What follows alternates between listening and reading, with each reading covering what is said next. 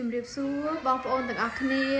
ជាពិសេសសូមគោរពជំរាបសួរបងវីរៈកងទ័ពទាំងជួរមុខជួរក្រោយទាំងអស់ថ្ងៃនេះនាងខ្ញុំមានចម្រៀងមួយបទដែលមាន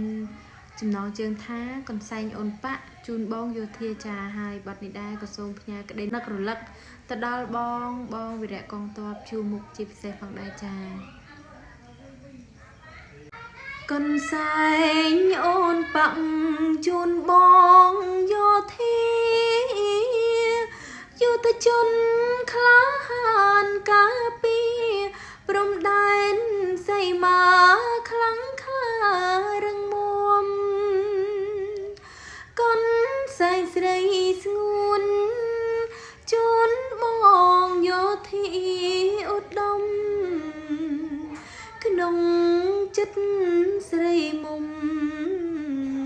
ជូនបងដោយចិត្តភក្តីមេឃមីស្រទុំភ្នំជាប់ជើងមេឃក្រោមភ្លៀងបងអអណាចស្មារតីអង្អាចភ្នែកខំរំពៃរងាញញាក់តែទឹកចិត្តស្មងភក្តី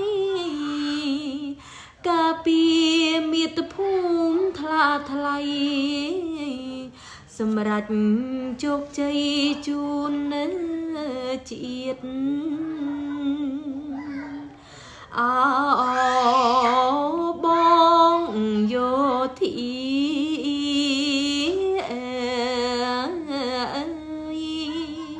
ការពារប្រជាជន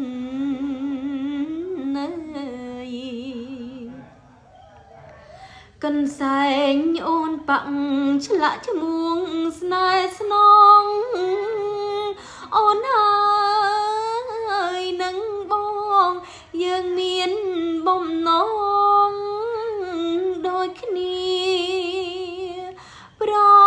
យុទ្ធបដូរផ្ដាច់ស្មារតី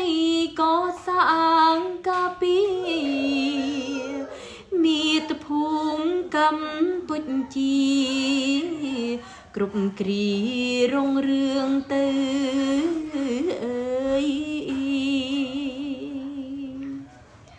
ចាអរគុណច្រើនពុកម៉ែបងប្អូនទាំងអស់គ្នាហើយបើសិនជាបទនេះមានចំណុចខ្វះខាតខុសឆ្គងដោយប្រការណាមួយនាងខ្ញុំសូមគោរពអភ័យទោសផងបងប្អូនហើយនេះគឺជាเพจផ្ទាល់ខ្លួនរបស់នាងខ្ញុំសូមបងប្អូនទាំងអស់គ្នាដែលបានចូលស្ដាប់សូមជួយកុំភ្លេចជួយចុច like និង follow page របស់នាងខ្ញុំផងដើម្បីបានស្ដាប់នៅវីដេអូក្រោយៗទៀតអរគុណ